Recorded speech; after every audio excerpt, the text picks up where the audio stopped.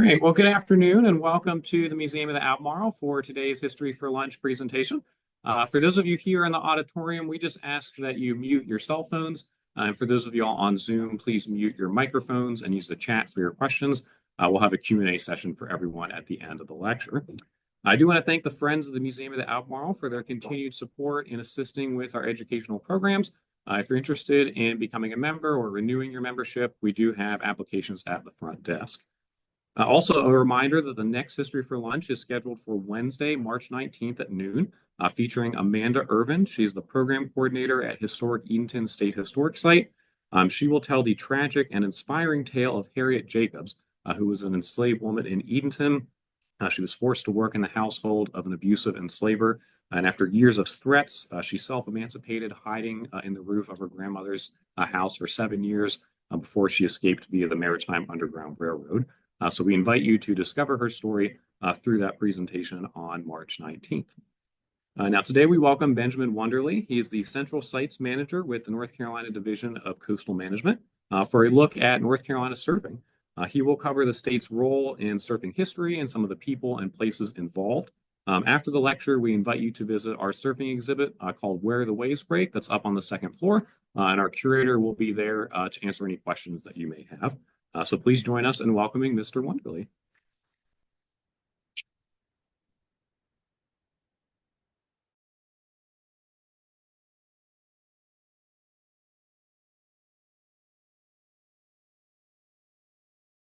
The weather's going to take a bad turn later this afternoon, so thanks for kind of braving that. And I always appreciate to see people, in person here. And for those watching online, thank you as well for logging in through the Zoom.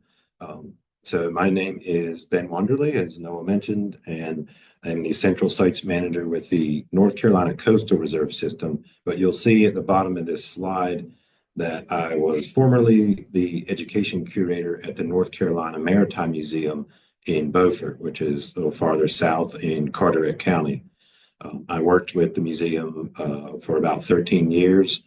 And one of the projects that I was a part of was kind of diving into the history of the sport of surfing in North Carolina.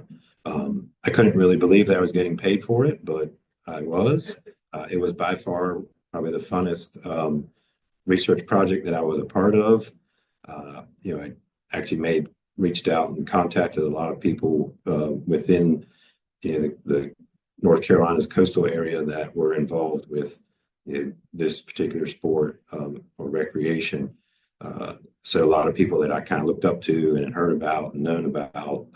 So that was extremely rewarding to do that. And I'll get into a little more detail about our particular project and what we did there.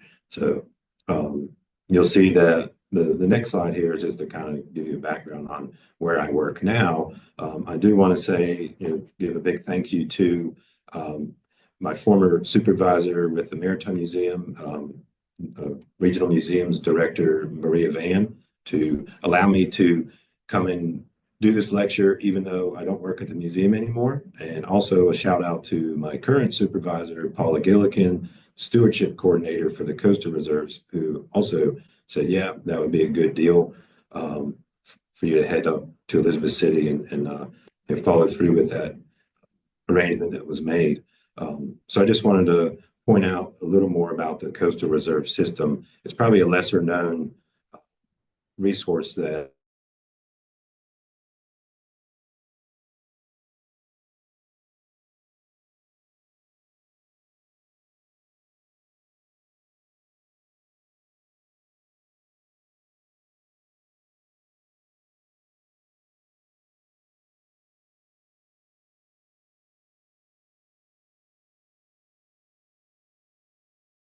Alligator River at Buck Ridge. So this is land that is protected for several reasons, for educational opportunities for students and teachers and the public, as well as training for professionals, and it serves as a living laboratory for students and scientists. But you can also recreate at these areas. So some of them are right on the beachfront, And when you're right on the beachfront, guess what you can do? With the right conditions, you can grab your board and you can hit the surf. So the Masonboro Island, for example, down near Wilmington, Bird Island, close to the South Carolina border, and the Currituck Banks Reserve, all provide an opportunity for people to go surfing if they want. So it all kind of melds nicely here for this presentation.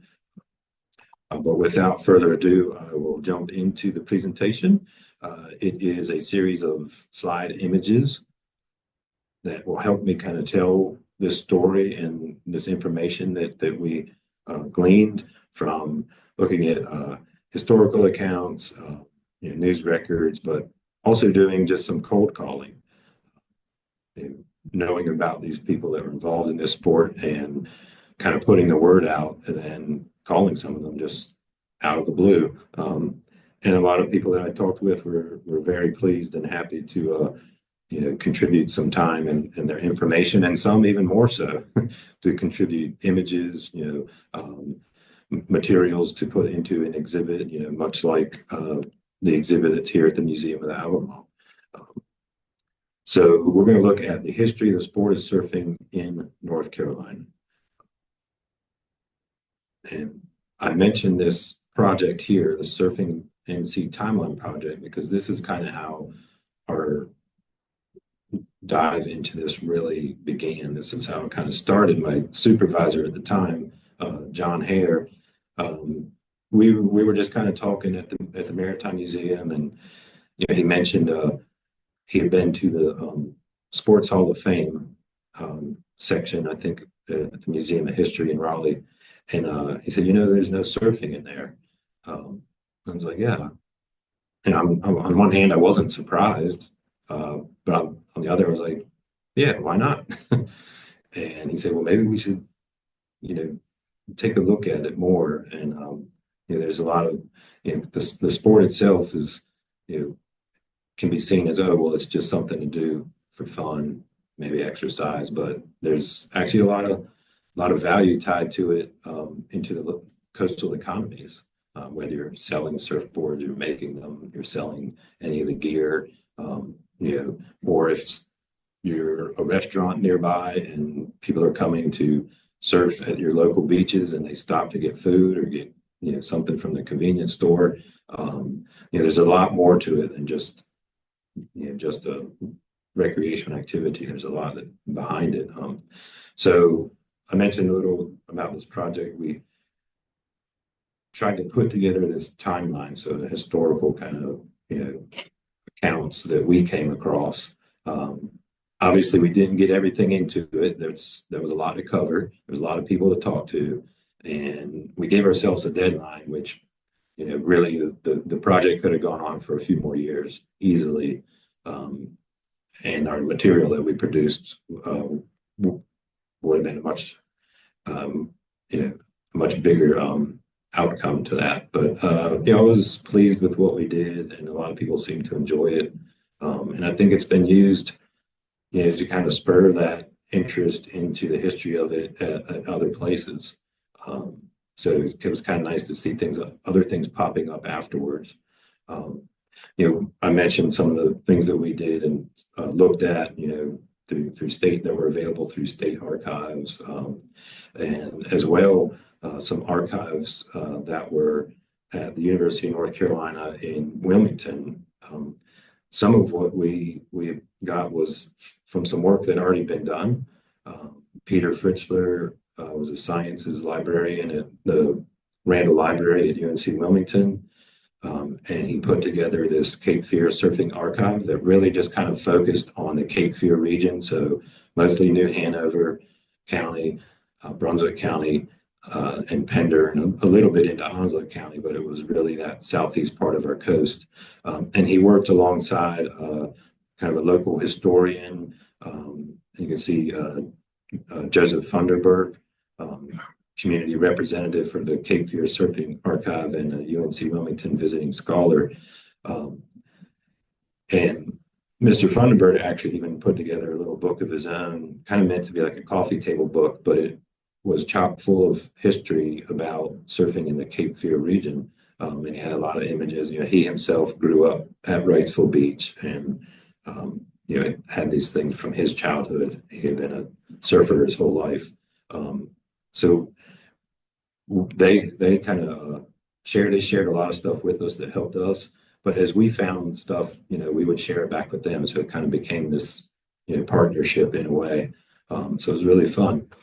Uh, I'm just have this one slide on, obviously the origins of this particular sport can date back many, many years. I think maybe 1,000 years or so, in the Pacific area, Pacific Ocean area of our world.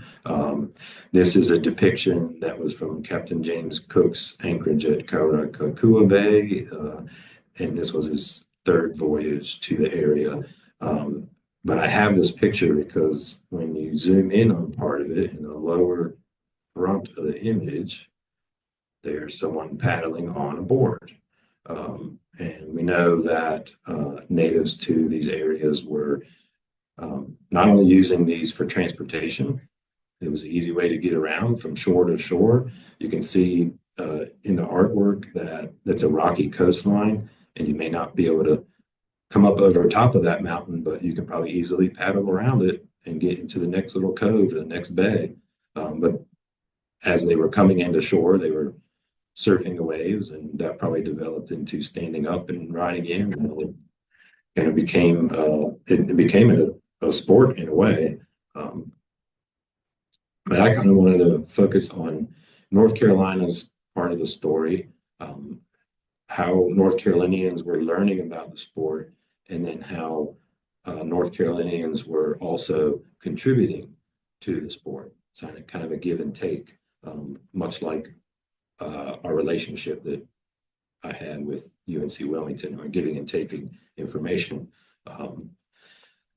So we did a lot of looking into just newspaper archives as one method. And here's an example from the North Carolinian, Elizabeth City, June 21, 1876. Now, the article is on the left there, but the image is just to kind of paint the picture. That's actually from a publication from earlier, 1841, and it was The Incidents of Whaling Voyage by Francis Allen Olmsted. And it says Sandwich Islanders playing in the surf.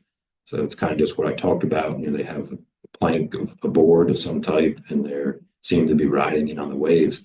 But when you look at the article that was printed in the North Carolinian out of Elizabeth City, right here, Sandwich Islands surf bathing.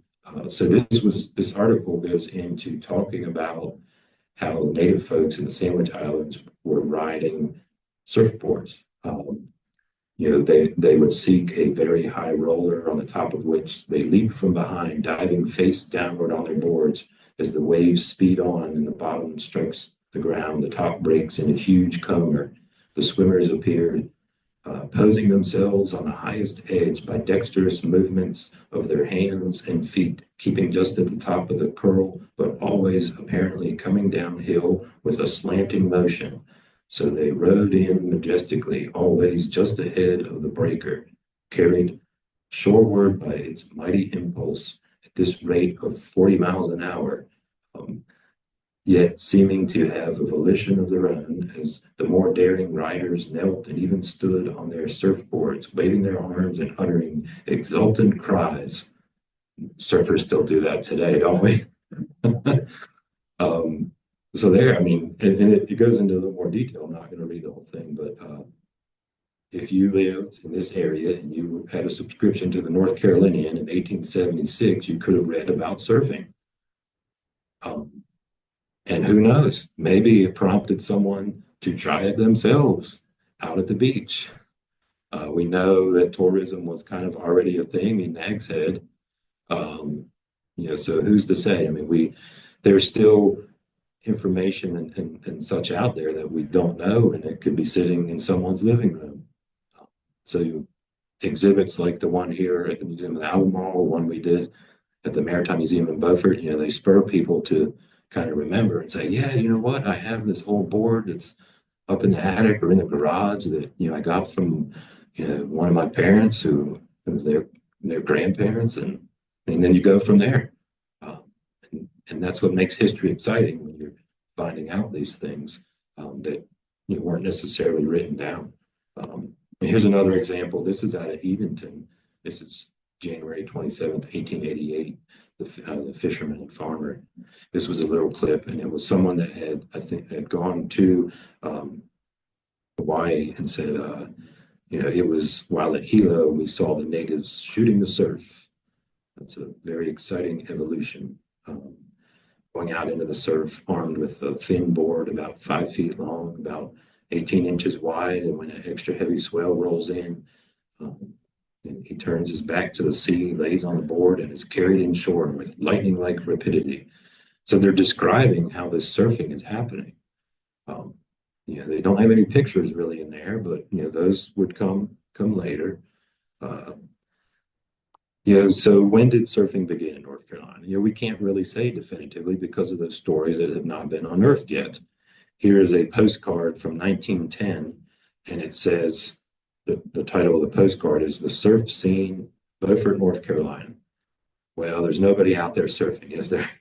Not in that picture, but there's waves breaking at the beach. And if I had to guess, that's not really Beaufort. It's probably actually Atlantic Beach or one of the actual barrier islands near Beaufort. Beaufort sits just inside of the inlet there. So anyway, I put this up there to say, was anyone surfing in 1910? It doesn't look so in this picture, but we know that people were in the area and along the coast, spending their summers there, or at least sometime when things were too hot and humid and buggy in the interior part of the mainland section of coastal North Carolina, to go out and get some sea breezes and splash and cool off. So that's another postcard. And this time it says the surf bathing scene. So the surf bathing scene was pretty popular. Maybe not the surfing scene, but that was about the same time frame, 1910. And I put this image off to the right of the period map of Beaufort, the Beaufort area. You might be able to see there's the town of Beaufort laid out here. This is Beaufort Inlet, so there would be Atlantic Beach. This is Shackleford Banks off close to me here on the bottom right of the image of the map. And I just wanted to highlight one of the coastal reserves where I work out. That was the stipulation my supervisor had, is that you have to put some plugs in there for the coastal reserve. But this image that's the people surf bathing, they very well might have been out here, but they also might have been on some sandbars and stuff that were right off of the Beaufort waterfront. So, the first wave riders of North Carolina, who were they? And these were just thoughts that I had in my head. I asked myself the question, well, couldn't it be possible that the native peoples that had these dugout cypress canoes, here's a depiction of them by John White in 1589, they're standing up. So they're kind of almost there. They're in a wooden dugout canoe, they're standing up. And if they're taking these large watercraft from island to island or such, and in this picture, they're obviously harvesting fish. As they approach back to the shore, and if there are some small waves, did they surf the dugout canoe into the beach? Would that count as surfing? I think it would. So we don't really know. We can't say. There's another engraving. I think that was from 1890s, and that is on the top right. It's a depiction of the whale harvesting that used to take place down in Carteret County at Shackleford Banks. And I circled a part of the image that has a crew of whalers that, after they go out and try to harpoon a whale, this was shore-based whaling, so not like the pelagic ships out of Nantucket and New England and such. These were shore-based crews that sit on the beach, and when they saw a whale, they would row out and try and harpoon it and bring it back to the beach. So if they go out and they're not successful, or even if they were, they had to turn and come back. So, there's two people standing up in that boat. There's a harpooner at the bow, but then there's the captain likely steering at the stern back there. And if they rode a wave in, did it count as surfing? I'm sure there were waves breaking along the beaches on the ocean side there. And then lastly, at the bottom, I have a picture that came from the archives out of East Carolina University. That is a life-saving service crew. The picture was taken around 1900, and it was the U.S. Life-Saving Station crew out of the Kitty Hawk Station. And we know those were dotted all up and down the coast, especially in the Outer Banks area. And they would have to go out and practice quite often with their surf boat. They had to be in good shape because when a wreck happened, they needed to respond. They needed to launch the boat into the surf, make it through, past the breakers, pull off, survivors from a shipwreck, and then take them back to the beach. So they're definitely surfing a wave. Now, maybe not be in the right spot. I'd want to be right about there, or I want to be right about over there. But that's like a 20-some foot boat, and it might have been a little hard to steer. And there's someone standing up in the boat. So could we say that they're definitely surfing a boat? The boat they're using, they refer to as the surf boat. So these are just kind of fun thoughts that came across. Here's another example of the early, late 19th century newspaper out of Watauga County towards the mountains. So this was someone that went on a trip to Wrightsville Beach. And he mentions in his story that he did, all sorts and sizes were riding the waves during the entire day. He was referring to people being in the water. That mean they were just body surfing or just bobbing up and down. Were they riding a board? He wasn't specific, but it leaves it open to say maybe they were riding a board. We don't know. Here is and the date on that one was 1894. Here's a postcard out of the Wrightsville Beach area. That's the Seashore Hotel on the left side of the image. And there's a lot of people in the water. But as I came to learn, they had Photoshop back then too. If you look at this picture, it did kind of look weird to me. The angle, the people they just seemed to be hundreds of people, and kind of just I'm pointing out the wrong way. Sorry, they kind of just spread from the right side of the image, and they get real thick along the beach. This big group. It just seemed a little off to me, and it's very possible that they could have had two different images, and they cut them right along this line and placed this one up against this image, and then made it look like this was a very popular place to be. You needed to go to the Seashore Hotel and rent a room and eat there and stay there because look, everyone else is enjoying it and you don't want to miss out on that. So it's kind of a form of advertisement, but why did I put this postcard up here to begin with? Joseph Funderburg pointed out that looks like someone with a surfboard. So this is a postcard dated 1907, probably quite a bit earlier than some people might think. That the sport started to take off in North Carolina. So it looks like maybe a young boy, but it definitely looks like he has a board of some type. Maybe he's waiting for a wave. But at the same time, if this isn't a real, bona fide picture of the Seashore Hotel, it's a early version of Photoshop, then it's hard to say, well, that is definitively someone surfing at Wrightsville Beach in 1907. So we kind of have to take it, at face value there. But we do know, and this is some information that was shared with us from the UNCW project, that this particular gentleman, this is Burke H. Bridgers out of Wilmington, North Carolina, and that is his University of North Carolina Chapel Hill school photo. But Burke Bridgers grew up in Wilmington, and he read a particular article about surfing in Hawaii. And he read this article. It was in Collier's Outdoor Journal.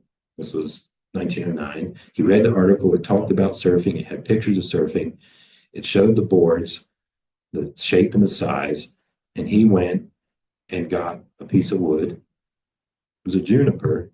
A lot of people, it's really referred to maybe as a Atlantic white cedar. And back then, these Atlantic white cedar were a little bit bigger. There's more to choose from. You could get a solid board. The interesting thing is that Burke's father owned a lumber mill in Brunswick County. So he had access to plenty of boards. But he reads this article that he saw, and then they try out surfing at Wrightsville Beach, and he writes back to the author of that article, and that's his. He wants more information or instruction about how to go surfing. He says that most of the boards that they were using were made of juniper, very light wood, an inch and a half thick, 18 to 20 inches wide, and from 6 to 7 feet long. He writes the author of that particular article, which is this man here. That is Alexander Hume Ford, and that's the actual article that Burke Bridgers read, riding the surf in Hawaii. There's the pictures of the men catching a wave, standing up and riding, and then posing with the boards that they have. He writes to Alexander Ford and says, "Hey, we tried out surfing. The younger kids are having better luck. They don't weigh as much. We had trouble paddling through the waves when the conditions were rough." And he said they plan to be building a steel pier at Wrightsville Beach in the coming year, and we think we can use it as a vantage point to get past the breakers. So there's Burke Bridgers. This is one of probably so far the first documented surfing in North Carolina, and he's already talked about wanting to jump off the end of the pier so he doesn't have to paddle through the breakers. Now, for anyone that has surfed before, some people may never consider doing that, but some people have. I might be guilty. I'll just leave it at that. But when it's rough and you don't want to paddle through the waves, you go to the end of the pier and jump off.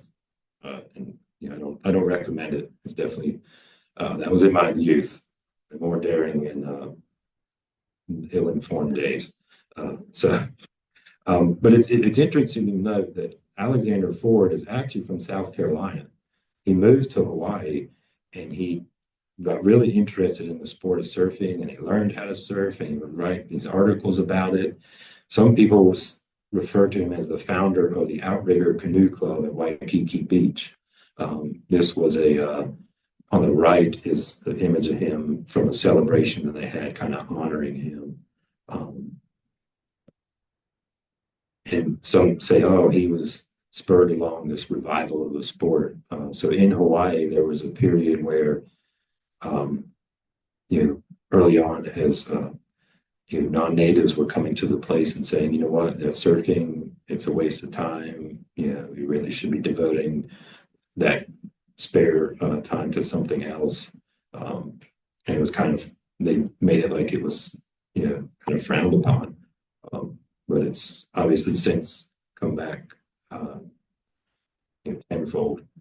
This was an article out of Wilmington Morning Star in 1909. It's talking about the Labor Day festivities at Lumina, and it has highlighted there the surfboard sports. Well, also it says the third number will be the surfboard sports, always interesting and entertaining for spectators. So that was September 1909. This postcard image from 1917, if you see on the left side of it, I circled somebody that is definitely holding a board of some type.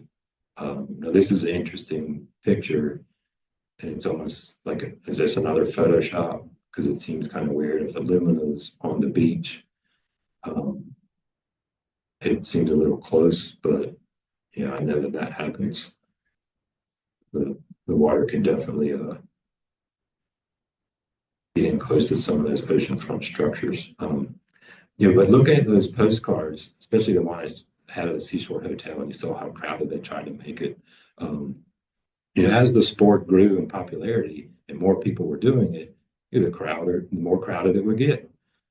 So if you didn't want to be surfing with, several hundred other people or have several hundred other people in the waters, swimming around, which could be quite dangerous, maybe you would go out and venture to a lesser known spot where weren't as many people. And that's kind of why I put this slide in here.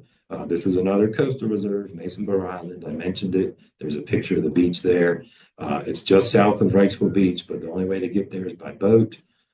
So you reduce the number in the crowd, and you may experience surfing with a lot less people around you or swimmers in the water. So I've kind of been focusing on the Wrightsville Beach area and southeast coast. I want to kind of bring it back up here to the north part of the coast, to Dare County. This is August 1928. Might be some of the earliest documented surfing activity from Dare County. We don't know yet, really, I guess, but this was some information out of the Greensboro Daily News, the article on the right, the Virginia Dare Day on East Coast Saturday. It was an annual festivities that they put on, an event at the Virginia Dare Shores in Nags Head. So they had some things happening in Mania, but they had some things also happening over at the beach. And one of those was a surfing demonstration by some native Hawaiians, Willie Kayama and some others that were in his group. They were going to put on a demonstration of surfing. So this was 1928. Now the picture on the left is from a different newspaper, the Charlotte Observer. And that picture was from when the same group, when Mr. Kayama and the musicians and dancers were performing up at Virginia Beach. So they must have kind of done this tour, probably maybe up and down the coast, while they were in the area, maybe. But anyway, so this could have been the first introduction for folks out there on the Dare County beaches. I put this slide in here. I'm kind of trying to go in some chronological order, but I put this one here, even though the dates are the 1940s and the 50s. That's a Greensboro Daily News article on the right, and then a Coastline Times article out of Manio, advertisement actually, on the upper left, because the man on the right, these are two young men out of Dare County. The man on the right is Tom Fearing. Tom's father was involved with the orchestrating of the Virginia Dare Day festival and festivities, and bringing Willie Kayama to the beach to do the surfing demonstration. Now, why does that matter? Because later on, the man on the left is David Stick. You've probably heard of him, local historian from Dare County. And they were friends. So here they'd gone out to do some spearfishing at one of the shipwrecks right off the beach. Well, Tom and David actually ended up building their own surfboard. They might have been inspired by those native Hawaiians coming there. So they built their own surfboard, and they used it to get out and paddle out to these shipwrecks so that they could go spearfishing. But at the same time, I would imagine that they were also surfing the waves back into the beach. So that could have been some of those early documentation of surfing there in Dare County. During the project, I was given the opportunity to speak with some people that have passed away since I talked to them. And one of those was a gentleman out of Virginia Beach, and he was Robert or Bob Holland. The image on the left, he's actually the little boy there with a small surfboard. He was born in 1929. And the man with the older gentleman with the taller surfboard, the longer board, is actually, I think, from California, who was visiting Virginia Beach. And they posed there for a picture on the ocean front. But Bob Holland, as he got older and as people started to realize that the surfing waves were actually better the farther south you went from Virginia Beach. Um, I mean, we know that today that Cape Hatteras Island, um, is a big destination for people that engage in the sport of surfing, and they come from all over.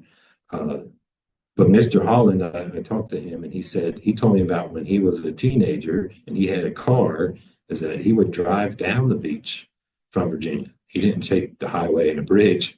They would drive down the beach and find spots to surf along the way. So maybe they drove right through that, one of our coastal reserves that I have highlighted conveniently right here, the Currituck Banks Reserve. Uh, this little advertisement for the Holland Surf Shop um, was Bob's store that he eventually opened, where you could see they rented surfboards and they had hubby caps available, skin diving equipment, and that was located in Kill Devil Hills. His original shop was in Virginia Beach. Yeah, I go back to this slide because I forgot to mention that this Kitty Hawk Craft Shop. This was, it says right there, 1 mile north of the Wright Brothers Memorial. And it was David Stick and his wife Phyllis who opened this Kitty Hawk Craft Shop. But if you can read it there, it talks about what's available, and it says Juniper surfboards. And that was an article from advertising from 1951. So that might have very well been one of the first places to sell surfboards on the North Carolina coast, as far as what we determined. And Bob Holland's shop came later in the 60s. It was 1969, that advertisement there. And so I mentioned David Stick and Tom Fearing learning how to build a board. The information was there. Burke Bridgers didn't have something like this. He based it off of a picture, what he learned from Alexander Ford. But this is a popular science magazine from the mid 1930s. If you had a subscription, it gave you the instructions right there how to build a surfboard. You needed just the material and maybe some tools. And this design is a hollow surfboard design.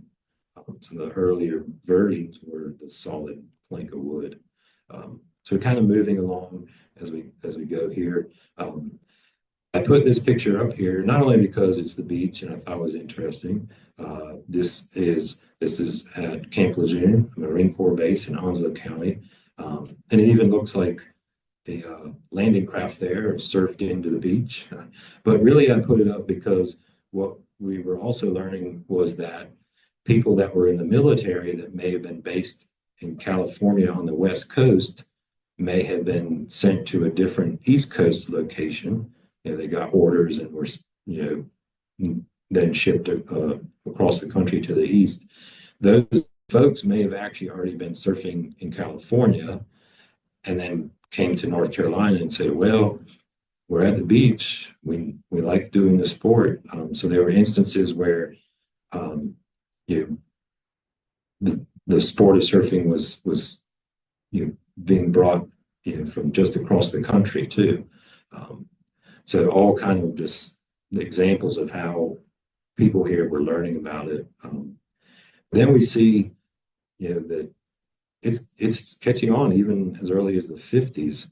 This is a promotional pamphlet for Morehead City in Carteret County around 1950.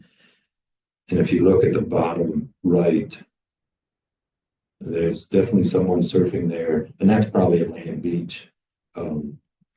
So they're promoting it as the summer capital of the South. Fishing, boating, surfing, everything there, sailing that you would want to do for fun.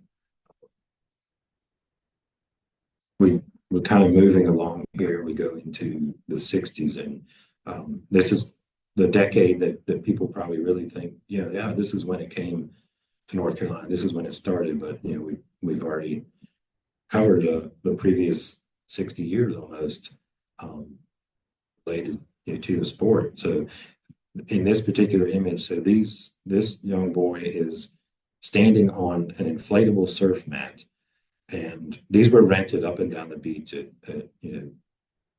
tourist areas, Wrightsville Beach, probably Carolina Beach, probably Atlantic Beach, some I'm sure Nags Head and Kitty Hawk and Kill Devil Hills. But what they would, most people would lay on them and ride a wave into the beach.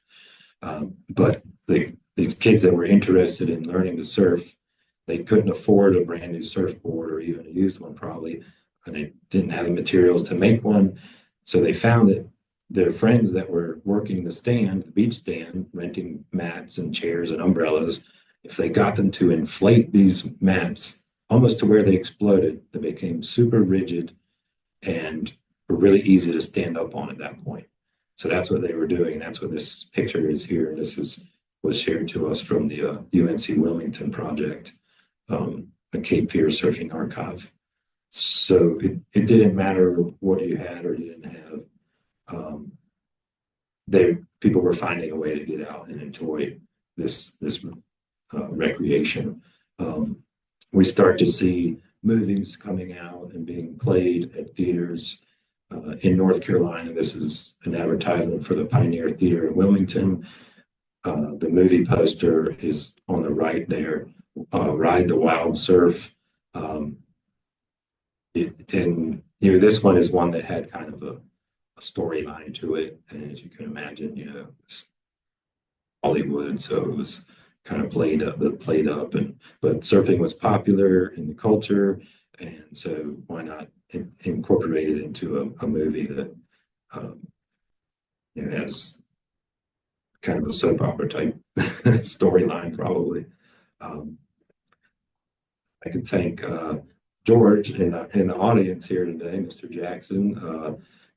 Is one of the fellows that was got in touch with somehow at some point. I can't even remember. It's hard to believe that the project was really 10 or so, maybe 8 or 9, 10 years ago. And he shared these pictures with me of his experiences surfing in the 60s in Dare County and along the beaches out there.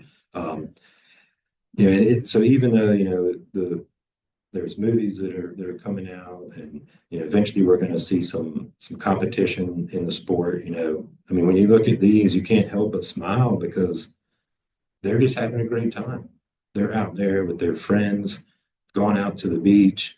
They've got their boards. I can imagine just spending the day at the beach, enjoying the scenery, cooling off in the water, and getting some great exercise, but really just making some beautiful memories and having a great time out there.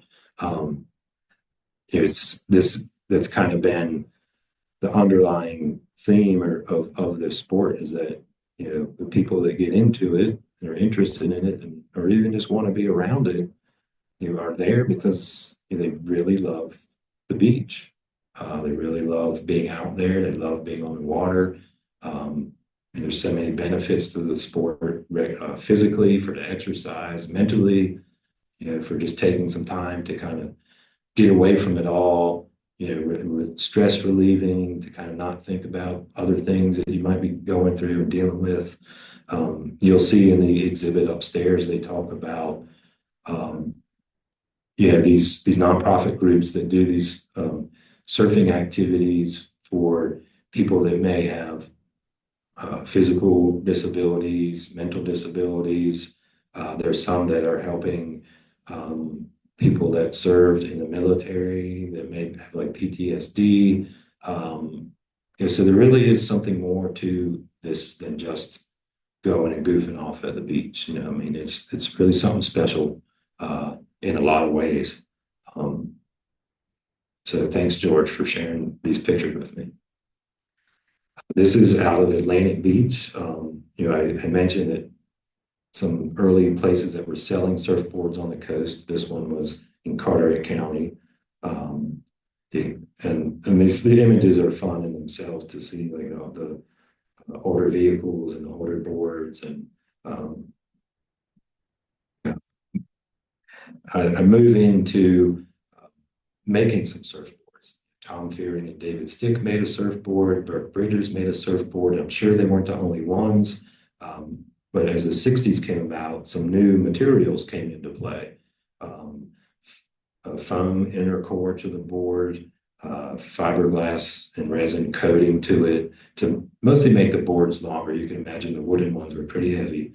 This is an example out of Carolina Beach where two young men, Lancaster and Harold Petty, started an operation where they would make surfboards. And part of it was, they thought they could make money off of it, but it also was just could be less expensive for people to be ordering boards from California, where a big majority were being made at that time period. So to hear, so I talked to Mr. Lancaster, and he told me some about their story, and the surfers were took advantage of what they had, and they didn't usually have much to kind of start these operations. Their little shaping operation started in an old grocery store in a deli shop. They would order these foam blanks to the board and would glass them there. I think he told me that they didn't have some fiberglass cloth, so they used the curtains, his mother's curtains from the living room window as a cloth material to pour the resin on. Obviously, did not work very well. Fiberglass is a specific kind of material for making the board strong, but they were experimenting. They didn't know, and they didn't have, they couldn't just pull it up on a computer and watch instructions on there. So there, and there they are. These pictures came from the News and Observer in 1965. There they are shaping the foam blank with the planer on the left. And then, so actually, let me go back there. Mr. Lancaster and Mr. Petty had their operation, but they ended up selling it to these two gentlemen. This is Sonny Danner and Herman Pritchard. But they're sanding the foam blank, they're planing it down, then they're fiberglassed it there on the right-hand picture. I don't think OSHA would approve of this in any way whatsoever. They're shirtless, they're in their bare feet. One of them smoking a cigarette there. They're already breathing in the resin fumes. So, but it was all because they wanted to get out there and serve. So they would make their own boards.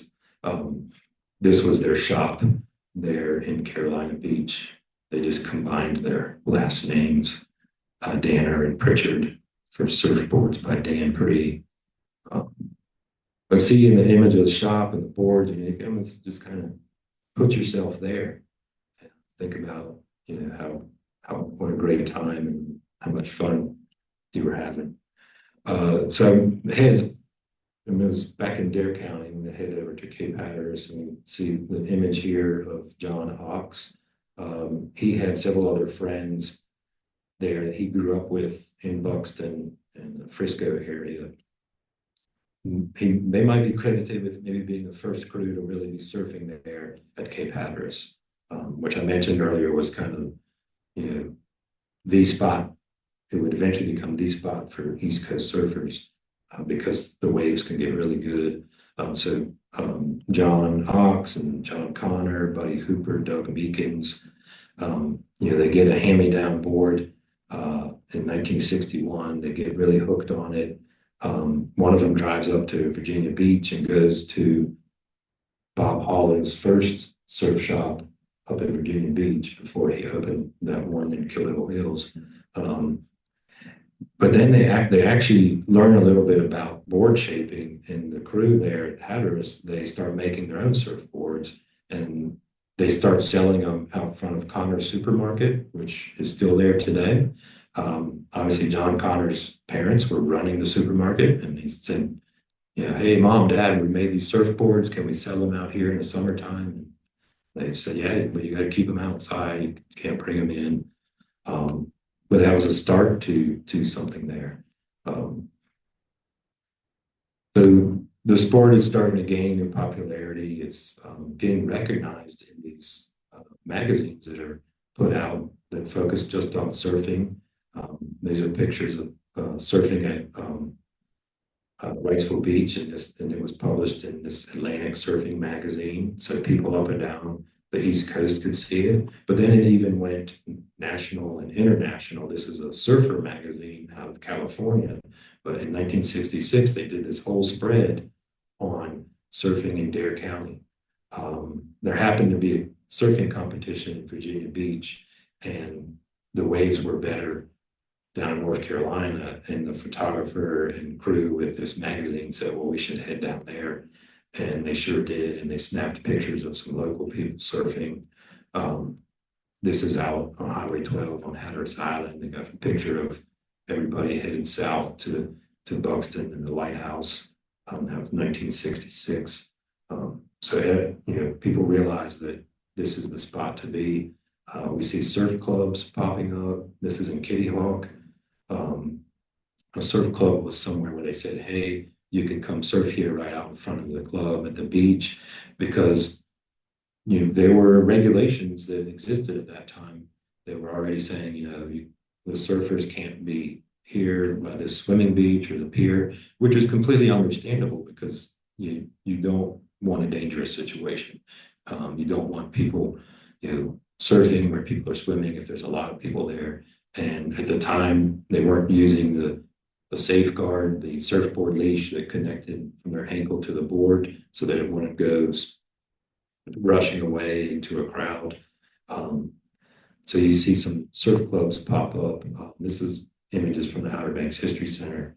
And I think from what I learned that this shop, the little building right here, is where Mr. Don Bennett was shaping surfboards and selling them. He's actually originally from New Bern, and he started surfing in Atlantic Beach. He ended up in Raleigh, but then moved to Dare County, where he started this little operation here. And I think that's him from what I learned. But if you join the surf club and give you a plate, thank you again, Mr. Jackson. That's from his collection there. You sent me the picture. I don't have to get the plate. Just a minute. I was like, hold on. Do I still have to give him his plate back? And there were clubs down south. This is a Carolina Beach area, the South Island Surf Club. You can see in the foreground, there's some trophies on the surfboard there. So, inevitably people want to see, well, who's better at it? Now that we've been having fun, having a great time, I bet I'm better than you are. And sometimes just their competitive nature. Here's everyone gathered for an early contest in Kitty Hawk in 1965. I assume that's the Kitty Hawk Pier, maybe. And this was actually at the Kitty Hawk the surf club that I just showed earlier. Here's the results on the right-hand side of this picture from a surfing competition that was held in Nags Head in 1967. Bob Holland, I think, is on there. Junior men's division, Bob Holland Jr. But I mean, maybe some people recognize some of these names. They had a girls division, a boys division, junior men's, and senior men's. And these would have probably been all people from North Carolina, probably Virginia, that came to compete in a surfing contest.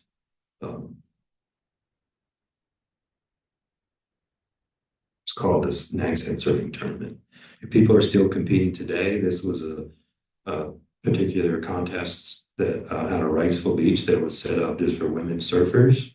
I don't know if it was an annual thing. I don't know if it's still going on, but as Kelly Nicely surfing at Wrightsville Beach during the contest, you can usually tell a contest when it's going on. The surfers might have to wear a particular color jersey in bright colors, so they kind of stand out, and the judges that are on the beach can recognize each person and score them on their ability to ride the wave. So we'll kind of get through the next few decades here. 1970s, I saw a different version of this picture of a different photographer, I think. This was a Hatteras Island surf shop that was the picture I saw just upstairs in the exhibit. But this is out on Hatteras Island. I think it was the former Waves uh, post office, and it was converted to a place for someone who was selling surfboards out of. Um, I mentioned the competitions in 1974 as U.S. Surfing Championships came to Buxton. And the interesting thing was that there were folks from California, folks from Hawaii. This was the surfing championship for the whole country, and it was held in Buxton in 1974, and then again in 1978, 1982. And the folks from the West Coast and the Pacific brought these surfboards designed for smaller waves. They thought, oh, well, they don't really get good surf out there on the East Coast, so we should bring these boards that are suited for like small waves and kind of subpar conditions. And then they got there, and the surf was actually really good. And some of them had to end up borrowing surfboards because the equipment that they brought wasn't suited for it. And they were really surprised and amazed at how good it was. So with the right conditions, with the right storm, and situations, North Carolina's coast can produce some really good surfing waves. And it can be challenging, especially during the winter storms, because the water temperatures drop so much, which makes it even a little bit harder. This was a early whalebone surf shop. You probably recognize the name, but you definitely probably recognize the logo. I talked with the Jim Vaughn, who was kind of the founder of this shop, and this one was located at Whalebone Junction there in Nags Head as you turn to go onto Cape Hatteras seashore. And at the time, he started this in 1975. That was kind of like the end of the road, really. When you went past it and you went south, there wasn't anything, for quite a long ways. And he felt like at times he was like this jumping off point for people that come in and get information, or it was also a first aid station if they were surfing and got injured. This was kind of the closest thing that they could go and get help at, if they were down south. He told me he would call the Weather Bureau station in Hatteras to get wind reports and sometimes even surf reports from them. So it might have been an early version of getting surf reports. Nowadays, people do it on a computer. You can pull it up on your phone. It takes the fun out of it. This was a shop in Buxton, and the gentleman there is Scott Busby. Scott and his wife Carol had started a natural art surf shop. They were originally from Florida, and they came up with a crew that was making natural art surfboards. They were all from Florida, and they had known that Cape Hatteras was the best. They wanted to be there to surf, but then wintertime came, and this was in the 70s, the late 70s, and they were bored out of their mind. And most of them moved back to Florida. They really weren't prepared for the isolation and how quiet it was. But Scott and Carol, they said, we're sticking it out. We think it's great. We love it. And they've been there ever since. He makes a surfboard under the label In the Eye. And that was one of his earlier boards, at least the nose of it in that picture there with the pink and green that we had at the Maritime Museum exhibit. In the 1980s, we started to see some more folks getting into making surfboards so that people can buy them and go out and ride them. This is Mickey McCarthy on the left. He's since passed away. And a lot of people may know him for his photography of surfing, but he actually made surfboards for quite a while. And then someone that worked under him and then is making surfboards went out and started making their own. His picture on the right, that is Rasco Hunt. And he's from Nags Head there. But it was interesting to kind of parallel the art of surfboard making to the art of boat building. There's an exhibit upstairs in the gallery that talks about boat building. And the way that people learned it, was from someone typically in their family or in the community, and you were kind of an apprentice and you learned how to do it, and then you could maybe go on and make your own boats. It was the same with designing and making these surfboards at just a smaller scale, different materials, but you had young people that would come and hang around the place where they were making surfboards. They might start with just sweeping up the floor. Next thing you know, they're helping with something else, maybe cutting the rough shape of the foam blank, maybe just mixing up the resin. And before you know it, they've learned enough that then they go out on their own and they're making their own surfboards to sell. This is we're about to wrap up here. This is a magazine from the 1980s, and it was national, based out of California. So, still kind of, people knew that it could be good over here. People knew the surf could be good, but it was still just kind of this, still kind of a secret for everyone else. You know, this magazine, this particular issue highlighted, Cape Hatteras, and how good it could be. The title of the article was Dancing in the Graveyard, kind of a play off of the graveyard of the Atlantic. So it had come a long way as far as how did the sport start in North Carolina, who was involved in it, how did they learn about it. But a lot of those people have since gone and competed. They're really good at it, competed at the national and international level. Some of them that became photographers had gone on to shoot surfing pictures for, well-known magazines, and traveled the world. So that was kind of the back and forth there. We weren't just North Carolinians weren't just people that got into the sport and picked it up. They got into it and kind of even influenced it in a way. And it's still happening today. The different types of surfboards, the different types of maneuvers. This is a picture from out in Dare County. Who would have ever thought that people would be doing stuff like this? Pushing the limits on the sizes of the waves that can happen out there. There was I think it was a November storm. I don't know if it ended up having a name or not, but this was probably 15 years or so ago. And the waves were breaking really big at Hatteras, probably 20 to 25 footers, but not on the beach, almost out towards the shoals.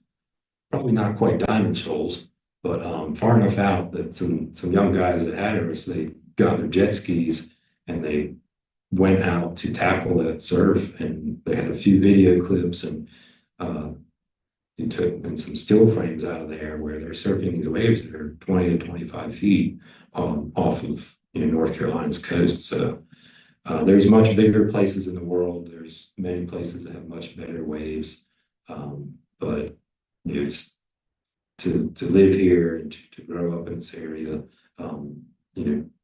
People that have gotten into the sport have been really fortunate to experience what our coast has to offer. I'll end with another shot here that was shared with us. Because as I mentioned before, in the end, it's really a way to just be out there and spend time with friends and family, and make new friends, and kind of instill this stewardship of the environment, protecting the ocean, protecting the beaches. It's a big part of the culture of this particular sport. I have some thank yous that I want to put up here that really helped with the project that we did at the Maritime Museum, which became an exhibit. So you might recognize some of the names here. They were either people that I talked with or shared images, or even loaned artifacts that went on display. I was really appreciative for them to contribute to the project. And like I said, it's exciting to see how it continues from there with people wanting to promote the history of this particular sport. It's pretty unique, and I don't know that it's in the Sports Hall of Fame part of the museum yet in Raleigh, but maybe someday it will. In the meantime, just get out there and surf if you can. But thanks again for having me.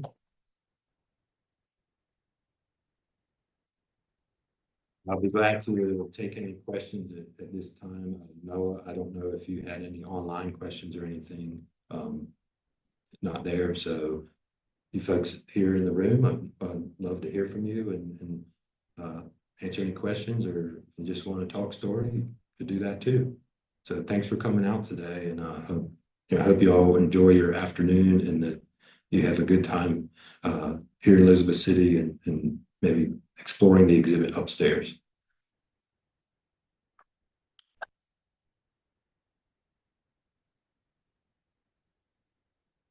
Any questions, or we can chat afterwards too. Thank you all for coming in.